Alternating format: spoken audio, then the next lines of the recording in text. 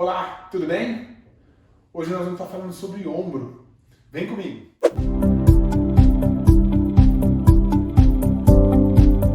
Aqui, quando nós falamos de ombro, o que nós temos que ter em mente? A primeira coisa que nós temos que ter entendimento é quem faz parte da estrutura de ombro.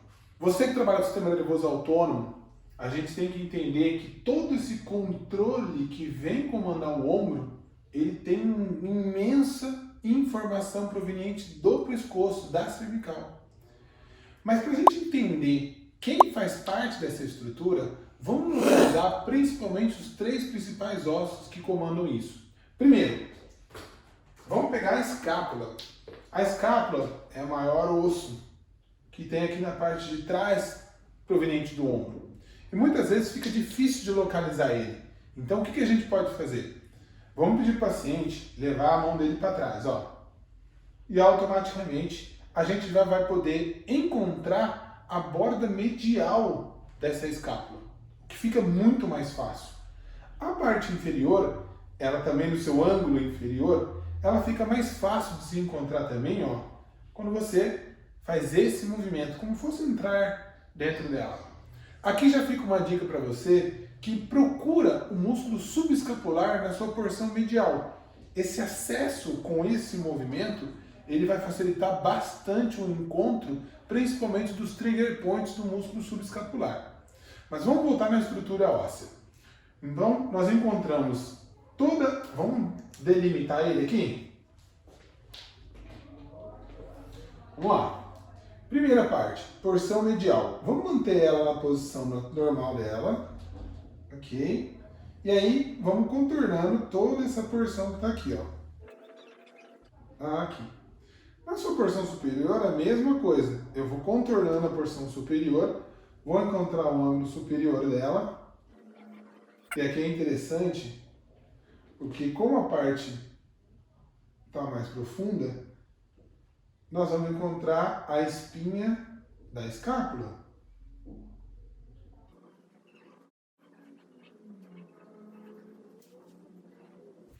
Então aqui a gente consegue delimitar a escápula. Essa saliência óssea que nós vamos encontrar é a espinha da escápula. Por que é importante a gente saber aonde está a espinha da escápula? Porque exatamente aqui no meio, que nós vamos falar em outros vídeos, é o que vai se encontrar um músculo supraescapular. E na porção inferior da espinha da escápula é o que vai se encontrar o nosso músculo infraescapular. Mas ok, delimitamos o maior osso da articulação do ombro, a escápula. Em seguida, vamos delimitar o segundo melhor osso, mais fácil, a clavícula. A clavícula é esse osso mais saliente na sua porção anterior. Ela vem da sua porção medial, que se articula com o externo. Para você localizar a parte superior do externo, é quando você viesse na saboneteira, aqui ó, no manúbio, e essa parte superior do externo, se você vier para a lateral, você vai encontrar um pequeno vãozinho. É exatamente aonde se localiza a articulação da clavícula com o externo. Vamos dar um lado aqui, peraí. Aqui, você pode partir de uma linha reta em direção ao ombro, ok? E você vai manter esse osso, que é a clavícula, delimitando ele até a sua porção que vai se articular com o acrômio. Então, aqui, a clavícula.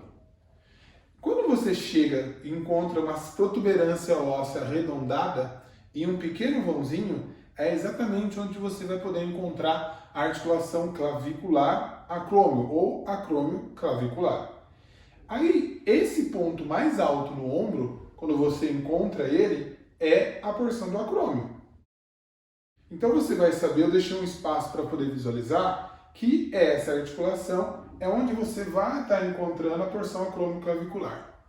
Da parte estrutural óssea, vai faltar o último osso, que é o úmero, que ele vai estar nessa saliência óssea mais anterior, logo abaixo do acrômio. ok? Então nós temos 3 estruturas. Vamos virar de lado, acredito que vai ficar melhor para vocês. Clavícula anterior, escápula e húmero. Por que é importante você saber dessas 3 estruturas? Quando a gente entende que são essas 3 estruturas que fazem parte da articulação do ombro, a gente vai ter consciência de quais estruturas que também vão poder estar interligadas. E essas estruturas estão interligadas. Então, quando eu tenho uma disfunção em qualquer uma dessas estruturas, eu sei que vão haver outras articulações da mesma articulação do ombro que vão ser compensadas. Por exemplo, vamos contar primeiro qual o número, a quantidade de articulações que nós temos. Primeiro, a esternoclavicular, depois a acromioclavicular, em seguida a glenohumeral e a terceira a escápulo-torácica. Então são um total 1, 2, 3, 4 articulações. Quando eu tenho uma disfunção em uma delas, as outras 3 vão haver sempre uma compensação em prol da articulação que for bloqueada ou que tiver o problema. Um detalhe, a maior articulação ou a mais importante é a da escápula. É ela que vai ter uma grande influência ou ela que vai determinar o bem-estar ou a disfunção das outras, do próprio ombro ou das outras articulações. Tá? Então é fundamental a gente ter esse entendimento. Fechou? Nós vamos falar sobre os músculos do ombro. Nós temos várias junções. Nós podemos até ter um pensamento em dividir esses músculos dos ombros pelo ombro por si só e os músculos que se fixam principalmente na articulação do ombro, né? Principalmente a escápula. Mas vamos estar entendendo ele, primeiro nós vamos localizar. Isso é fundamental para quem quer ter segurança e entender realmente a dor do paciente, para que ele saiba qual é a estrutura lesada, ok? Não esqueçam nunca que esse controle de toda essa estrutura, principalmente pegando cervical, torácica, nós temos um grande controle do sistema nervoso e inclusive do sistema nervoso autônomo, principalmente pela cápsula, para a cápsula do ombro.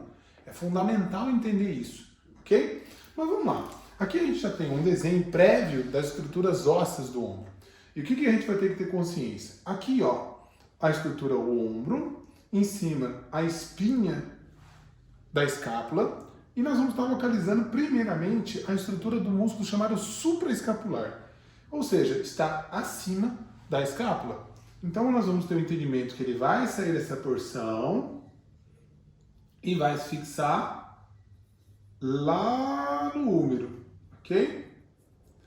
O que é interessante saber desse músculo? Como ele passa abaixo do acrômio, a gente tem que entender que movimentos acima de 90 graus pode começar a gerar uma impactação, principalmente se a articulação do úmero ela estiver mais alta, ou seja, vai diminuir esse espaço onde o movimento de deslizamento do tendão do supraespinhoso ele pode estar compactando. E aí, gradativamente, você começa a causar lesões, ok? O que é interessante saber também? Quando a gente está abaixo do acrômio, aqui nessa fixação, nós temos uma junção músculo-tendínea, tá? Aqui atrás. E aqui na frente, como eu estava falando para vocês, já no úmero, é a junção teno-perióstea, que é o tendão com o osso. São duas porções diferentes que são fundamentais de você saber para quando você for tratar uma lesão do músculo supraespinhoso. A alteração, a junção músculo-tendínea, ela já é mais medial. Você vai ter que encontrar exatamente esse espaço supraespinhoso, tá? Acima da espinha da escápula, e você vai encontrar essa junção músculo-tendínea, ok? Em seguida, nós vamos estar achando o músculo infraespinhoso. E não só ele vem dessa porção de baixo aqui da espinha da escápula, mas sim, ele vai ter toda essa direção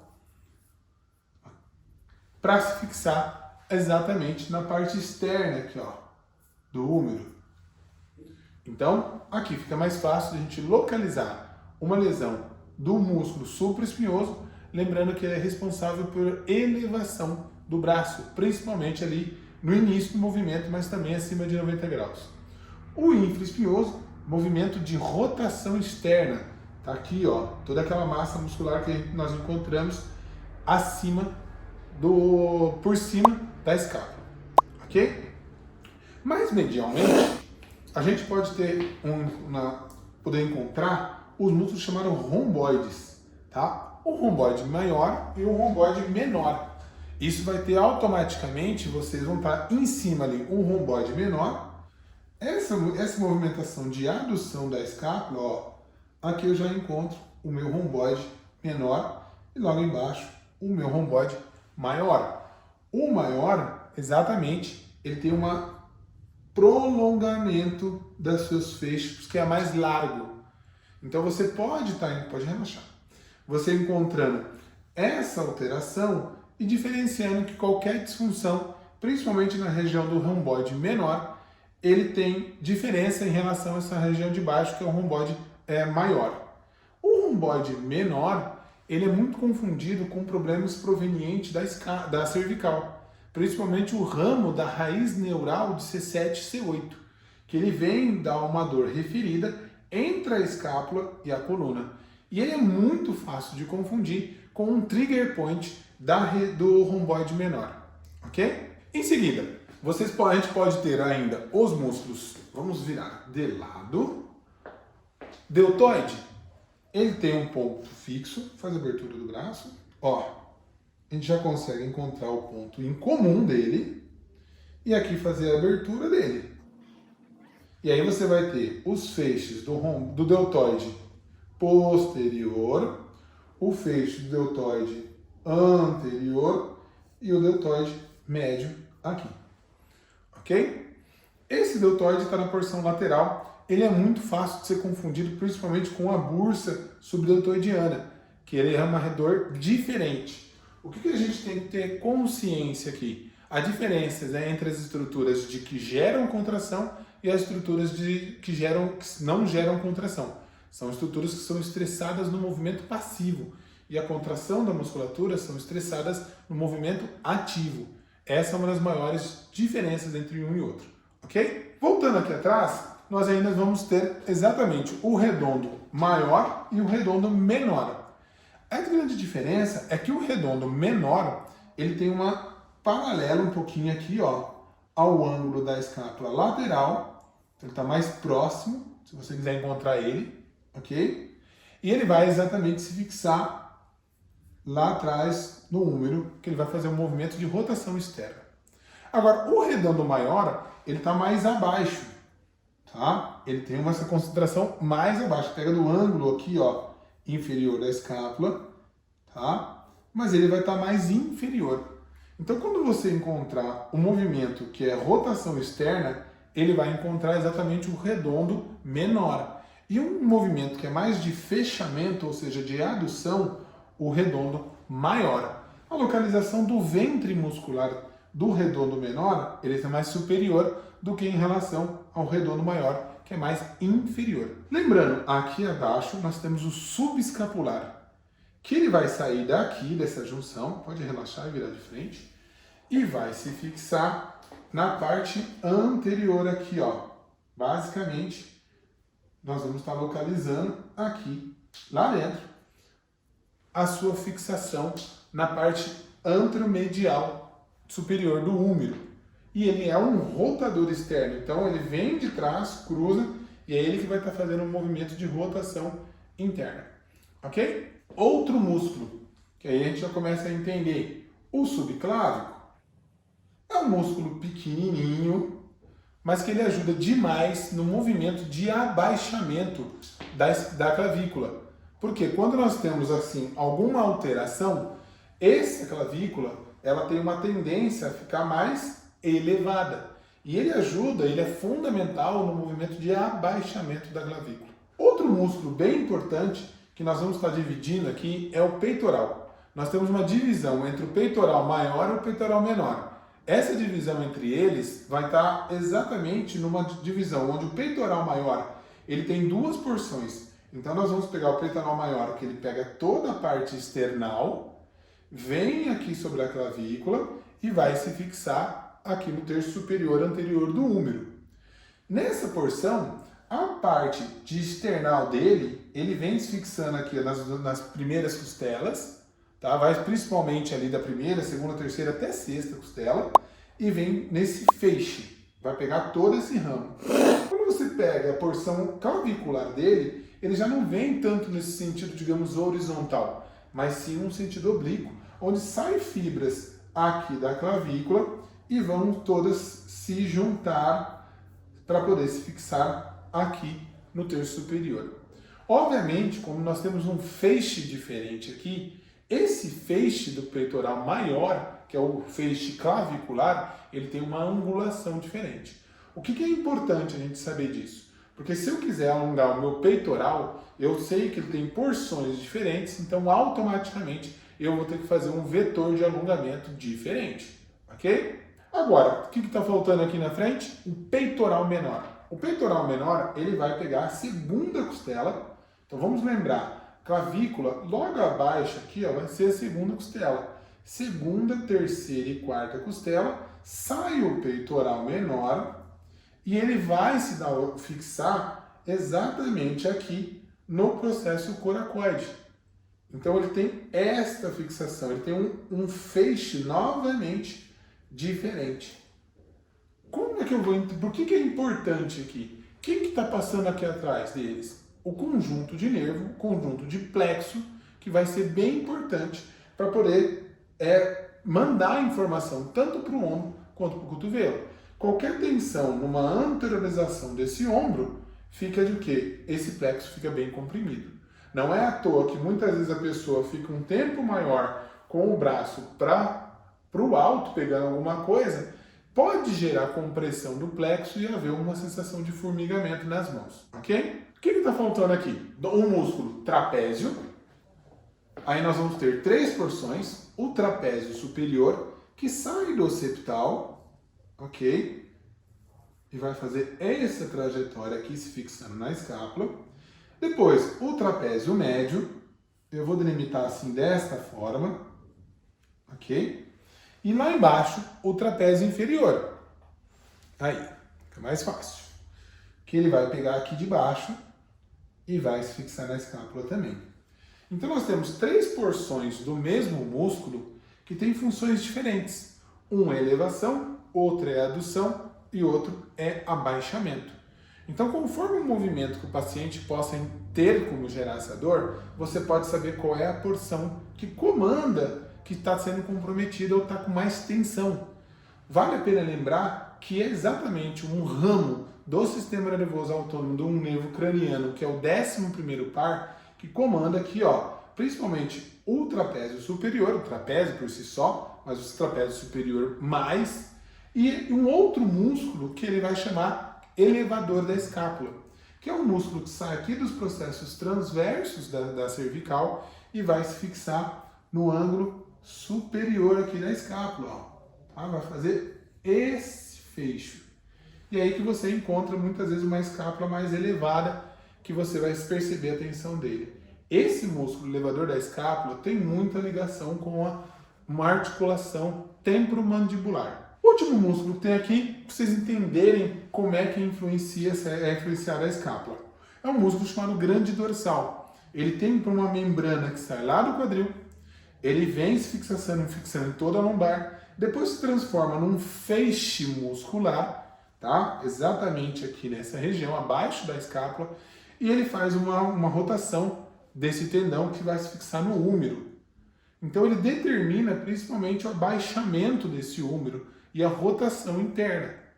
Olha a influência. Então, o que eu quero dizer para vocês?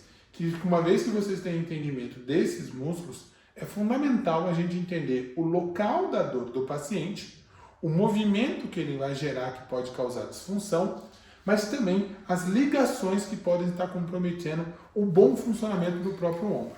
Ok? Bom, espero que vocês tenham pegado essa informação e vamos juntar tudo para que a gente tenha resultado com mais segurança no nosso atendimento. Nós vamos continuar falando sobre uma nossa série de ombro. Nós temos comentado nos outros vídeos de todas as estruturas ósseas e das estruturas contráteis, que são os músculos. Se você não viu esses vídeos, vai lá no meu Insta, dá uma procurada, você vai encontrar esses outros 2 vídeos para vocês terem conhecimento qual é a importância dessas estruturas. Então, você é a partir desse conhecimento que é fundamental para que a gente possa realmente ter segurança, resolver as dores dos nossos pacientes e ter resultado transformador, ok? Que você tenha esse conhecimento, além de ter tudo isso, você vai começar a saber quais são as estruturas que têm essas ligações, quais são os pontos que podem estar gerando dor no paciente e automaticamente você saber a estrutura que está sendo comprometida. Além disso, eu queria passar algumas dicas para vocês. O que está faltando nesse pensamento? A estrutura nervosa. Que, como eu já falei para vocês, é uma das principais e mais importantes estruturas, porque embriologicamente ela vem da onde? Do sistema nervoso que gera toda a estrutura musculoesquelética. Então, quando nós falamos desse sistema nervoso, nós temos que ter consciência que no ombro nós temos que ter uma inervação aonde C5, C6, C7 tem um grande comando sobre essa estrutura. E aí nós vamos ter essa diferenciação dessas raízes, entendendo que C5 geralmente tem um comprometimento mais anterior aqui ao ombro. C6 mais na sua porção superior, C7 mais a porção posterior, um pouco mais acima, e C8 podendo até pegar T1 aqui na porção mais superior inferior, ok? T1 também vai até pegar aqui embaixo na nível de C5, pegou C5 anterior superior e T1 um pouco mais embaixo. O que a gente pode também concluir? Toda vez que a gente pega uma dor que é mais superior aqui, ó, nessa região, ele vai ter um comprometimento de C1, de C2 e C3. Quando tem uma dor mais no nível de cervical média, ele vai estar tendo um comprometimento de C3 e C4. E essa transição da região cervical para a cintura escapular, a cérvico-torácica, né? Ela tem uma região que é um controle mais de C4. Então você já começa a entender o que está sendo influenciado aqui. Por quê? Toda disfunção do ombro, em 70% dos casos, ele é proveniente de alguma disfunção da própria cervical. Então não tem como você mexer no ombro sem você mexer na cervical. Pegou essa dica? É bem importante. Outra dica que eu quero passar para vocês. Se vocês têm uma dor que vem da cervical pro crânio, ela tem relação com cervical alta. E toda dor que vem da cervical média, né, do cervical para baixo, para o ombro, para o braço, ela é proveniente de cervical média e baixa. Então essas dicas começam a diferenciar e vocês virem pensando já de imediato quais são as estruturas comprometidas. E automaticamente vocês serem mais assertivos, tendo mais resultado com o paciente de vocês. Agora nós vamos seguir com a nossa série falando da escápula, do ombro. Qual é a interferência que a gente pode ter em mente quando nós vamos tratar um ombro? É fundamental vocês entenderem isso. Por quê? Toda essa escápula é muito importante porque é ela que vai determinar o bom funcionamento da estrutura do ombro como um todo. Então a gente tem que ter sempre um parâmetro de comparação entre uma escápula e a outra, porque é isso que vai dar um parâmetro sensato de uma comparação do paciente que está sendo tratado. Agora, não dá para você comparar uma escápula muitas vezes de um paciente com o outro, porque cada um vai ter uma profissão, um movimento e o seu dia a dia determina muito o posicionamento de toda essa estrutura, ok? Então, quando a gente fala de escápula, ou do próprio ombro, a gente tem que ter algumas coisas em consciência.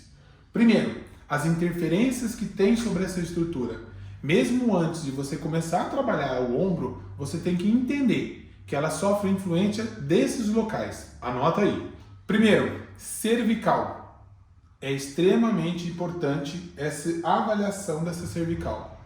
Basicamente, o que você tem que pensar é que se qualquer movimento que você fizer da cervical, principalmente na rotação e na inclinação, seja para um lado ou para o outro, mas esse movimento gere qualquer desconforto ou mesmo reproduza a dor do paciente, significa que ele tem uma disfunção do pescoço que está interferindo no problema do ombro, ok? Segundo, a região torácica é uma região que tem pouca vascularização, então ela tem uma tendência muito grande a ter hipomobilidade. E ela vai determinar exatamente o bom posicionamento, não só do ombro, mas principalmente da escápula. E aí vira uma cascata. uma escápula que está mal posicionada gera uma disfunção nas outras 3 articulações do próprio ombro e vai compensar com uma tendinite, possivelmente, ou até mesmo uma bursite. É muito importante. Depois, virar de lado. Toda essa inervação que nós já comentamos em outro vídeo, acessa lá que você vai encontrar toda essa disfunção nervosa. Por isso que nós temos que saber aonde tem o C5, C6, C7 principalmente, interferindo aqui. Depois, clavícula, o posicionamento dessa clavícula, qual é a importância? Ela é muito importante para determinar exatamente a junção acromioclavicular e a musculatura do supraespinhoso que vai passar aqui para parar de ser sobrecarregado. Outro item importante, primeira costela. Pô, Marcelo, como é que eu faço para encontrar minha primeira costela? Simples. Palpa essa massa muscular que está aqui, é exatamente o trapézio superior. Se vocês palparem o ventre médio dele, vocês vão encontrar uma resistência maior, que não é uma resistência do músculo, mas sim da primeira costela. E a partir daqui, você pede para o paciente fazer uma inspiração profunda e você vai sentir a primeira costela empurrar o seu dedo, confirmando que você está na primeira costela. Se você encontra uma costela pouco móvel, ou seja, mais rígida, ela vai ter influência no bom posicionamento aqui do ombro e automaticamente uma compressão de todo o plexo que pode ajudar no posicionamento e no bem-estar do movimento desse ombro, ok? Em seguida, essa junção aclenomeral, por quê? A dica aqui é vocês encontrarem o proacrômio e vocês olharem a posição do húmero que está na frente. Se vocês encontram uma posição desse húmero que está muito para frente, nós vamos saber exatamente, sempre em comparação com o lado contralateral, nós vamos saber que existe uma anteriorização da cabeça do húmero. Então ele está mais anteriorizado em relação à glenoide. A última estrutura aqui, a penúltima estrutura, falta mais uma. Aqui nós entendemos essa estabilidade, ou seja, essas tensões dos músculos anteriores em relação aos músculos posteriores.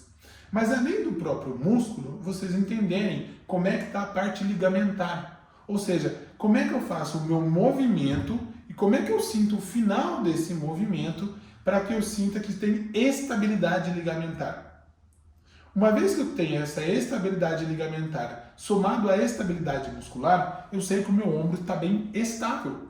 Caso contrário, onde mais comumente você encontra os músculos anteriores mais tensos do que os músculos posteriores, você vai fazer o quê? Descentralizar principalmente a articulação glenomeral. Isso é muito óbvio, pensa comigo. A gente dirige por dia, abraça, come. Que hora do dia a gente consegue ou faz ou lembra de fazer este movimento? E aí, por consequência, vai haver maior tensão no subclávico, no peitoral maior, menor, no bíceps. E aí você começa a ter o quê? Uma descentralização ou uma anteriorização do glenoide, do húmero sobre a glenoide. Então, isso é muito importante para determinar essas estruturas.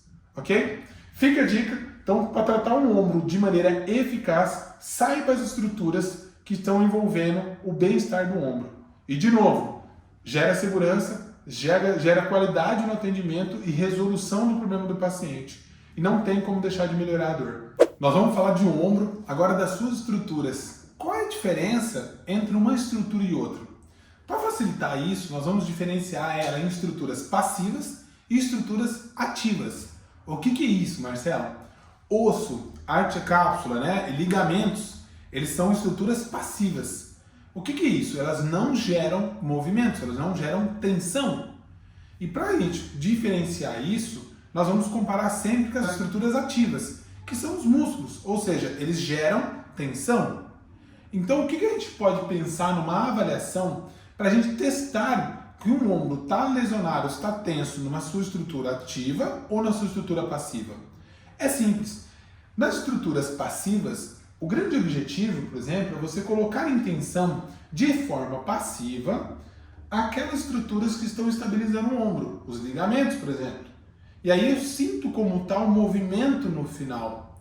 Todo ligamento, ele tem uma tensão, um end fio que nós chamamos, que é um end fio mais como se fosse uma borracha, é um elástico mais tenso, ok? Diferentemente de uma estrutura que é óssea, onde eu faço um movimento e eu sinto um end fio rígido. Uma comparação mais fácil para vocês é quando vocês fazem uma extensão de cotovelo. Ó, a extensão de cotovelo é um end fio, é um final do movimento, osso com osso. Mas o que isso tem a ver com o nosso ombro? Toda vez que eu fizer qualquer movimento do ombro, qualquer teste clínico, e eu sentir um end fio rígido, que é osso com osso, isso é uma coisa fora do padrão escapular, do ombro como um todo.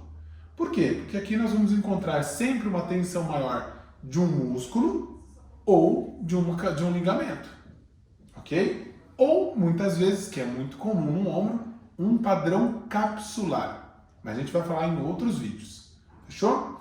Então, essa diferença me faz testar todo o movimento do meu ombro para saber se existe uma tensão e gere dor no meu paciente para essa estrutura passiva. Eu sei que ela pode estar tensionada ou ela pode estar lesada, ou seja, inflamada, micro rupturas dos seus filamentos. Agora, quando eu vou diferenciar aquelas estruturas ativas, eu tenho que colocar ela em tensão. Então, basta eu fazer o quê? Contrações do músculo. Um exemplo, o bíceps. Saiu o bíceps daqui, vai cabo longo, cabo curto, vai se fixar no processo coracoide no úmero, eu faço uma contração dele. Flexiono o cotovelo e vou procurar o quê? Uma resistência moderada, aonde eu vou reproduzir alguma disfunção. Então, contrair o ventre muscular e vou ver se existe uma lesão nessa estrutura. Teve a lesão, ele vai fazer o quê? Automaticamente reclamar da dor. Eu sei que é uma estrutura ativa. Ativa da onde? Geralmente na junção músculo-tendínea ou na junção teno-perióstea, né? Tendão-osso. E aí eu vou testar todos os músculos. Eu posso fazer uma abdução pro deltoide, tá? Eu posso levar a mão para a barriga com o subescapular. Eu posso rodar para fora com o infraescapular, ok? Aqui, acima de 90 graus, eu posso levantar para o meu supraespinhoso, é bem comum. E aí eu consigo diferenciar as estruturas que estão sendo lesionadas, ok? É fundamental você entender isso. Se você fizer esses testes e não encontrar nenhuma disfunção, nenhuma dor, o que nós chamamos de reprodução da dor do paciente, você vai pensar em propriocepção. Ou seja, a cintura escapular, ela tem uma propriocepção, um desequilíbrio das estruturas musculares, principalmente, e articulares, que está causando essa disfunção. Ok? Fica a dica e vamos que vamos. Vamos estar falando agora dos movimentos do ombro. Marcelo, por que é importante saber dos movimentos do ombro? Principalmente quando você tem uma lesão nervosa, vai ter uma diminuição da força desse ombro, desse músculo, ou mesmo ausência da contração dele. Então, automaticamente, esse movimento ele vai estar limitado ou não vai ser executado. E você vai ter que conhecer exatamente que músculos geram esse movimento para que você entenda qual é a disfunção que está sendo comprometida. Então, vamos pensar o seguinte. Primeiro, na elevação do ombro. Então, quem que faz esse movimento de levantar? Aqui nós vamos ter o romboides, trapézio superior e elevador da escápula. Tá? Essa contração. Em seguida, vamos ver que vai abaixar o ombro. Nós estamos falando trapézio inferior e peitoral menor, que está lá na frente. Tá? Ele traciona inferiormente essa escápula. Vamos para cima, para baixo, agora nós vamos aduzir. Quem que faz a adução? Romboide que está aqui, trapézio medial, ok? E também vai ter o elevador da escápula, também vai estar ajudando com seu vetor de angulado, oblíquo, seu vetor de força oblíquo. O que a gente tem que ter consciência? Que ele é um músculo geralmente esquecido. Né? Nós trabalhamos o trapézio e o romboide, só que ele acaba sendo esquecido. E qual é a importância dele? Fica a dica. É que ele, como ele se fixa na transversa da cervical, ele vai poder fazer o quê? Uma inclinação e uma rotação dessa cervical. causando uma impactação aqui na articulação cervical desse lado, ou um deslocamento do disco para o outro lado. E aí você está comparando o distanciamento entre a coluna com um lado da escápula com o outro lado. E você está trabalhando somente o romboide e trapézio. Ok? Qual é o outro movimento que vai ter? A anterorização. Quem vai trabalhar essa anterorização? Serrátil ou abdução, né? O serrátil anterior e o peitoral menor. Então, toda essa musculatura que vai fazer esse movimento, geralmente são essas duas que vão ter maior tensão, porque são o movimento mais comum no nosso dia a dia. E o que está faltando aqui? O nosso movimento de rotação, que a gente fala da escápula, ok? Que aí vai estar envolvendo exatamente quando a gente faz o movimento de abdução da escápula, que ele faz essa rotação, a gente tem que estar muito atento ao movimento do trapézio superior que está aqui, e automaticamente trapézio inferior também, e o último aqui que é o serrátil anterior. Então trapézio, trapézio, serrátil, fez o movimento que está aqui. Alguns autores definem que também tem o elevador da escápula, ok? Mas ainda é discutido. Outra coisa que o movimento, quando a gente faz a inversão daqui, que ele faz um movimento de rotação para fora, você vai ter exatamente a influência de outros músculos, como o romboide, principalmente o romboide maior, o peitoral menor aqui, e juntamente o elevador da escápula. Tá? Esse movimento vai ter grande influência porque essa tríade que é menos comum, por exemplo, de estar com um movimento mais de rotação, que de abdução, rotação para fora. Essas duas tensões são um movimento acessório, onde vai entrar um conjunto de 3 músculos para poder executar o movimento. Tá? Vocês têm que comparar sempre um lado em relação ao outro e perceber a dinâmica desse movimento, quando você faz aqui, ó, o que está acontecendo com um lado com o outro, que você vai automaticamente perceber aonde está o ponto de maior tensão. Aqui no caso dela, ela tem uma boa amplitude. Né? O end feel, que nós já falamos, ele tem um end feel elástico, sem problema nenhum. Ok? Fica a dica, vamos pensar assim e vamos começar a ter mais segurança, melhorando a dor do paciente. Dor visceral sobre o ombro. Você sabia que os nossos órgãos, nossas vísceras, que são controlados muito pelo sistema nervoso autônomo, ele pode causar a dor no ombro? Mas aí você pergunta, qual é a diferença e como é que eu vou saber sobre isso? Vamos começar com 2 itens. Primeiro, toda dor visceral, ela não causa impotência ou mau funcionamento do ombro. Segundo, ela não aumenta com os movimentos que vai ser feito sobre o ombro, ok? Então isso é extremamente importante, porque toda vez que você vai fazer teste de um ombro e você ver em cada teste de músculo ou de ligamento que você vai testar e gerar a dor nesses movimentos, significa que tem uma lesão do ombro. Mas caso contrário, você testar todas as estruturas e não reproduzir a dor do paciente, você tem que pensar em outras estruturas, como a própria víscera. Agora, você que me segue, você já sabe, falou em víscera, nós também temos que saber o quê? Nós temos que saber do sistema nervoso autônomo. E aí as dores viscerais têm algumas características. A gente vai estar falando disso. Por exemplo, a dor de uma víscera é uma dor constante. Eu não consigo aumentar essa dor. Ela está diretamente ali, dando um comando, e você tenta estressar esse ombro, fazer a reprodução da dor, mas a dor não aumenta. É dita também como uma dor invasiva, ou seja, dói, mas ele não consegue muito localizar aonde está essa dor, ok? Outra coisa, essa dor não tem correlação nenhuma com algum trauma. Ou seja, você vai perguntar para o paciente assim, olha, quando começou essa dor? Ele vai falar assim, olha, depois que eu bati. Oh, legal, tem uma história de um trauma aí. E aí, automaticamente, você vai associar uma disfunção biomecânica. Outra coisa, se você tem agora, de outro aspecto, uma história que o paciente já tem uma disfunção intestinal, fígado, né, diafragma, pâncreas, estômago, e aquela dor vai começando gradativamente, e ele fala para você, olha, não bati, não fiz nada, mas você tem uma dor que ela foi aumentando e depois ela parou. Ela é constante aqui no meu ombro. Eu faço movimento, não aumenta essa dor. Você vai automaticamente acender a luz e pensar em alguma disfunção visceral. É a víscera que está gerando dor nesse ombro. Outra coisa, essa dor não muda ao repouso. O paciente se mexeu, gera aumento de dor, mas ele ficou quieto e não tem aumento dessa dor, não é uma dor visceral. Tá? Ele ficou quietinho ali, ó, não está mudando nada, tá? Não mudou. Então, o seu víscera não pode estar interferindo. Então, ele ficou quieto. O paciente fez o repouso e essa dor que estava no movimento estava aumentando essa dor e no repouso, ele sossegado, essa dor melhorou, significa que nós temos um problema de ombro.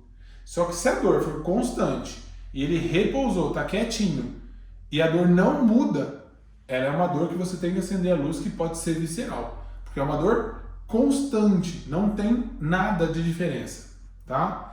Agora, como nós temos algumas vísceras que trabalham principalmente à noite, para poder trabalhar todo esse sistema, à noite, durante o sono, você pode ter um aumento dessa dor. Esteja atento a isso, tá? Principalmente quando a gente pega a dor no ombro direito, que tem grande influência sobre o diafragma, mas principalmente sobre o fígado. E aí o fígado ele vai estar causando essas disfunções. Dica, pensou em fígado, a gente tem que pensar em boca amarga, uma dor, um desconforto maior no ombro, quando o paciente está o quê? Está comendo uma comida mais pesada, mais alguma coisa que esteja sobrecarregando a necessidade desse fígado trabalhar. Outra dica sobre as vísceras. Ela pode ter uma piora, só que não são vinculadas a movimentos do próprio ombro. Por exemplo, o paciente fez uma caminhada, subiu e desceu a escada, mas fez um esforço, mas não movimentou o ombro. E apesar desse esforço, principalmente esforço que exige valsalva, ele pode ter um aumento dessa dor. Só que ele vai falar assim, eu não movimentei o meu ombro, mas a minha dor aumentou depois de eu fazer determinado esforço. Também fica essa dica que está aí, ok? Outro item curioso, que é muito comum, a automedicação. Se o paciente vai lá, tá com uma dor, tomar uma aspirina, por exemplo, e ele falar, minha dor no ombro não passa, não faço nada, não tem um aumento, mas eu resolvi tomar uma aspirina. Aí depois de uma aspirina, a minha dor melhorou. Esteja atento a algo um pouco mais complicado do que somente uma disfunção de víscera, ok? Outras características dos problemas viscerais refletindo a dor no ombro.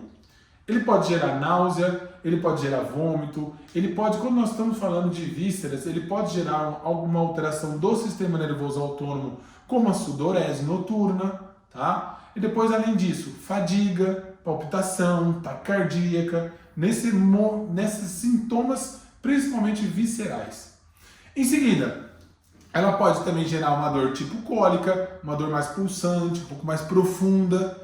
E esse movimento, né, essa mudança de movimento, não altera a diminuição da dor do paciente.